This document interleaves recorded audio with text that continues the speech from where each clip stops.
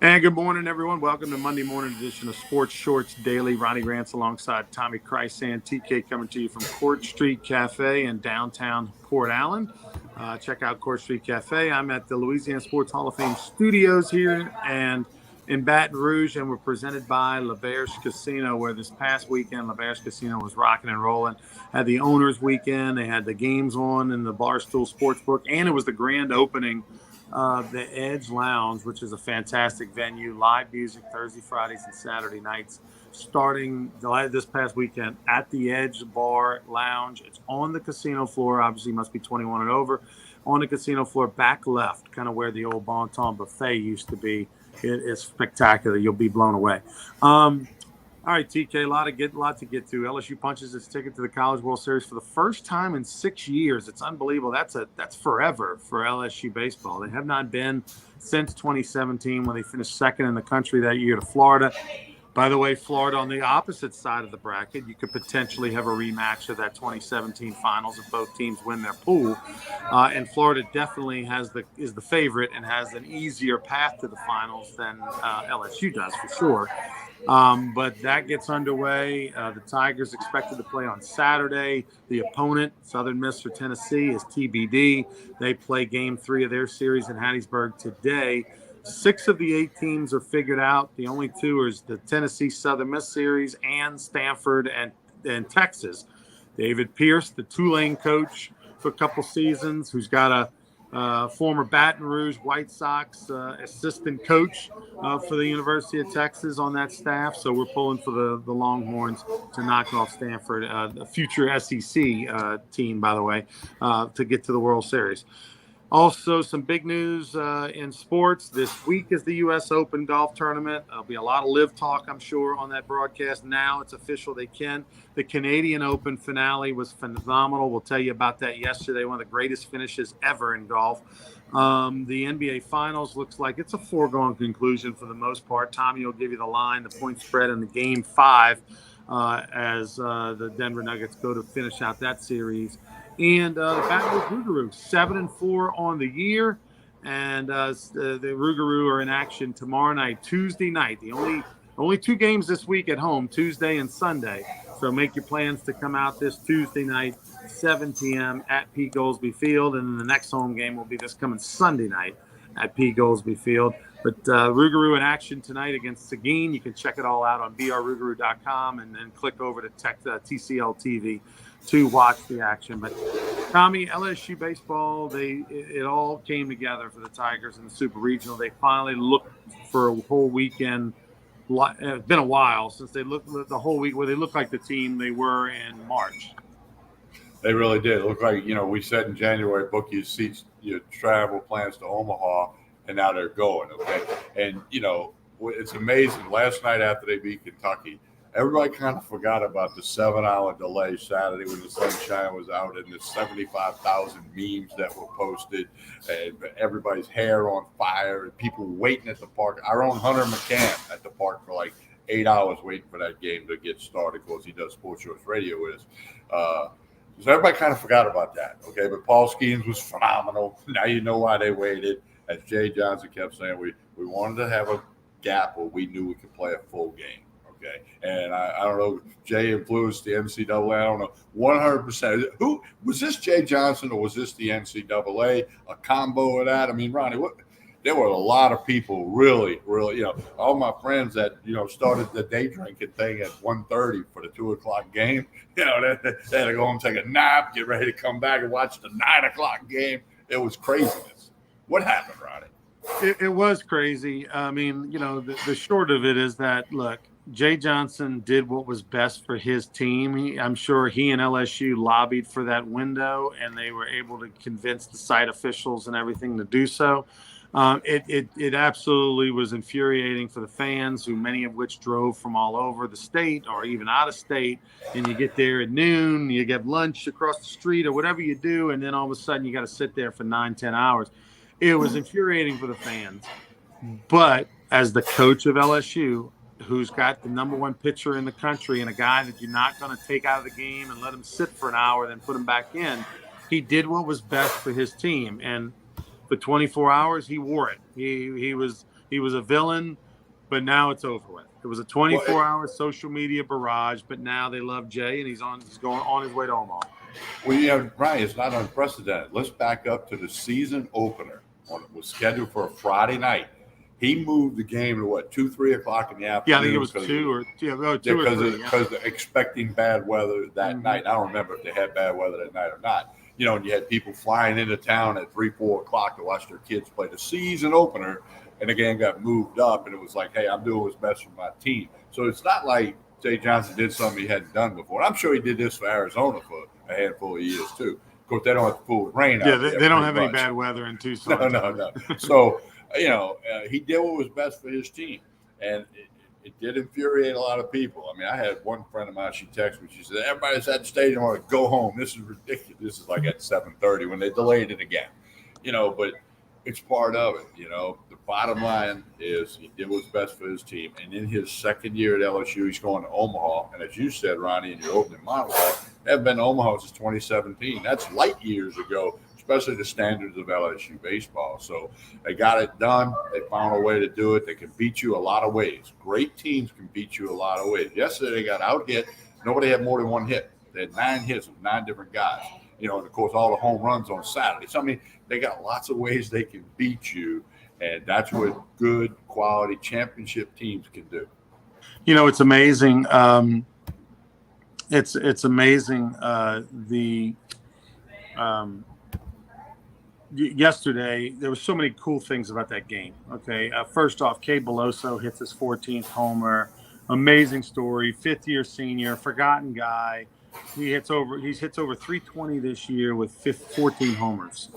Just an amazing season for a great family and people that are true LSU fans from the state of Louisiana. Not to take anything away from kids that are from the out of state, but Cade Beloso's from Chalmette. He's a 5th-year player. The guy grew up wanting to be a Tiger, and so it's awesome for guys like that to have these moments and to have these seasons. In addition to Cade Beloso, last night, Dylan Cruz, he's 0 for 1 with 4 walks. 4 walks. And they weren't intentional. They were walks. He just good eyes. They didn't want to give him anything good to hit. And what's incredible about that, Tommy, is you got a guy in Tommy White behind him who's as good a hitter as anybody in the country, and yet Dylan Cruz still able to draw 4 walks. That's how much respect the other team has for him. That's how good of a hitter he is. But in his last at-bat ever as an LSU Tiger in Alex Box Stadium, they make a pitching change in the middle of his at-bat, and he ends up getting a double to score 2 runs and to put the dagger in, which was 6-3 game at the time, and they make it an 8-3 game. It was one of the great moments in LSU baseball regional history, the Dylan Cruz moment, and to see his reaction, so proud and so much love that he gave back to the Tigers and their fans, where he's holding up the jersey and he's underlining the Tigers on it, and he's losing his mind on the double because he wanted that moment and he had it. So many times, like Trey Morgan struck out in his last at bat. Most of the time, LSU players don't have that great moment in their final at bat ever, especially the greats like Todd Walker and others. Dylan Cruz had a moment that if you were in that stadium and you're watching that game, you'll always remember if you're an LSU fan. And I saw you posted that video of his last at bat. But no, Ronnie, arguably the greatest LSU baseball player in history is Dylan Cruz. When you add it all up, okay, and I know we always have the discussion about a one-year guy, Lloyd Peaver, 14-0 that year, or Brandon Larson's 40 bombs, or but Furness played 4 years. You got all the discussions. But boy, as a baseball player, he's a 6-tool player. I added the 6-tool years ago. It's called baseball IQ. He's got that, okay? He's a true 6-tool player that, Ronnie, he got on base every game this year. He did not miss a game this year. Didn't have the sore leg or the back where he said, hey, coach, I need to sit today. And not counting the last 4 last year. Let's just talk about this year. He got on base every game. He played every game LSU wrote out a lineup card. He was in every game. To me, he's arguably the best baseball player that LSU has ever had, and that's saying one hell of a lot because there's a long list of really, really great players. It's hard. I think the word you use, arguably, yeah, it's arguably he's the greatest player ever. To say he's the greatest player, man, I I don't know. Let's see what happens in June, because it's hard in the history of LSU to say the greatest position player ever, but and yet you haven't been to you haven't wow, look at that, huh? What do we got Huh? there? What we What do got here? We got. There were people were looking for him the other day. we got the I mean, He you know, forgot how to shave. we're right near Avenue B, which is where, the Buzz used to live, right around the corner. And so Buzz had to drive from Back Cruelly to come over. What is your name? Mary Ellis is here. That's more important than Buzzy. Mary Ellis, how old are you? How old are you? I'm 9. 9 years old. Look, Mary real quick, Ellis. Yeah.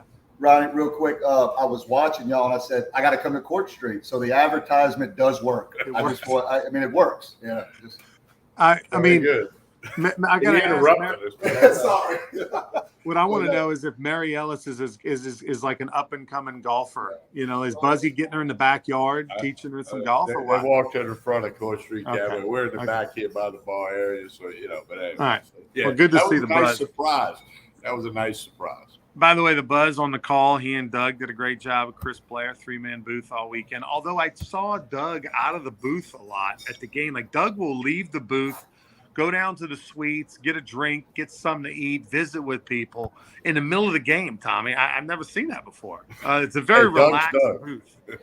Doug is Doug. I mean, he does. Yeah. I enjoy listening to Doug and Buzzy. I think they do a fantastic job. But getting back to the greatest ever discussion, I'm obviously going to be very loyal to my guy Todd Walker, who I played 2 seasons with, who I watched hit almost average 400 for 3 years. But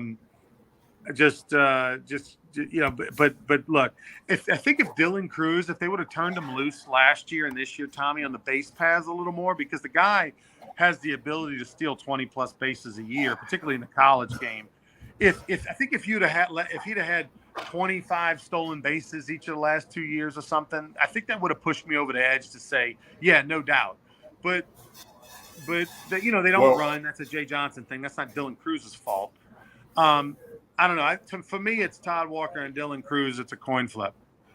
Well, and let's do this. Let's hold a conversation after Omaha is done. Yeah. Okay. I mean, he could flame out in Omaha. If he's the College World Series MVP, maybe he gets just that much higher than Todd Walker. I don't know. But no, I'm like you. It was great to see Todd out at a Rougarou game last week and stayed and watched the whole game. That was super duper. So he was he was there for the no-hitter.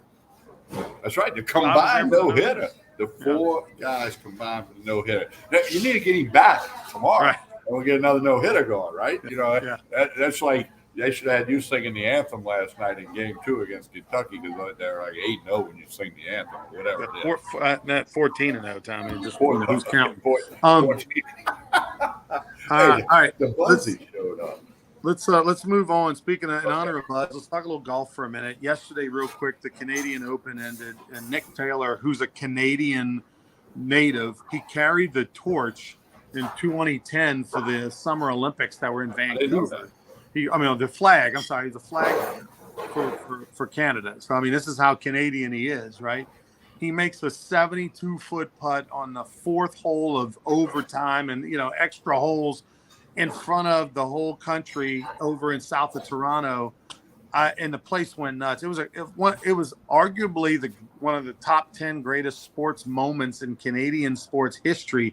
It'd been over 60 years since a Canadian had won the Canadian Open golf tournament. It's amazing. It's a great story piled into everything else that's going on in the world of golf. It's a really cool story. I'm sure Canada's very happy. And, Mike Weir won the Masters 20 years ago. He's a Canadian. But Nick Taylor is the new guy. Canada is a big thing. And then, of course, we roll right to the United States Open this week.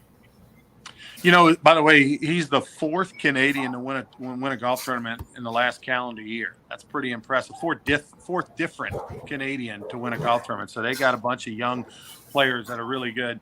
The U.S. Open is in Los Angeles this week, at the Los Angeles Country Club. I've never played it, but I'm sure it's going to get a ton of coverage. I'm surprised you're not playing it tomorrow. I mean, you're the kind of guy. St. Andrews and No, you got the Buzzy? guy right there, Mr. Yeah, 72.6. having breakfast here at Court Street Cafe. 72.6.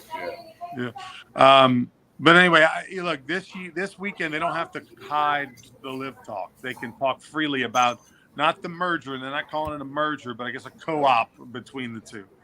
Well, Dan Patrick had a great line this morning. He said, everybody's back in the same sandbox, and there's going to be a lot of conversation, not just this week at the Los Angeles Country Club in the United States Open, the premier golf tournament for the United States and one of the four majors, obviously, but in the coming months. But it'll be interesting to see how that gets handled this week. Because keep in mind that the United States Open is put on by the United States Golf Association. It's technically not a PGA Tour event, nor is the Masters, but it's it's part of the PGA Tour. It's never going to not be on schedule. So that's going to be fun for you golfers. You're going to have golf this weekend, then you're going to have LSU in Omaha. I mean, and it's going to be build it up to be a pretty good weekend. Oh, by the way, it's Father's Day next Sunday. So you and I are both proud to be fathers. So lots of great stuff this weekend. Yeah, we'll be with our children, and then obviously be thinking about our fathers who aren't with us. The Rougarou, by the way, Tuesday, Sunday night this week. Make your plans to attend tomorrow night. brrougarou.com. Let's talk finals real quick on the way out. Tell us about the point spread. And look, and by the way, Wednesday we'll talk plenty about the College World Series. We'll have the full field by then, and then we'll also have the odds, the Vegas odds. But the Nuggets, I think, are going to close this out. They're by far the best team, and the Cinderella story of the Heat is over. Yeah, Nuggets lead the series 3-1. This is Game 5, obviously. Nuggets are a 9-point favorite. They're at home, over and under 209.5. I'm with you. I hit the Nuggets the other night, on Friday night, -3.5. They won by 11, whatever it was. And 9's a little bigger number in an NBA game, but I got a feeling that that's the value, is to take the Nuggets -9. They close out the NBA Finals tonight at home, which will be cool for them. They've never won an NBA title, and they're about to be able to say that tonight.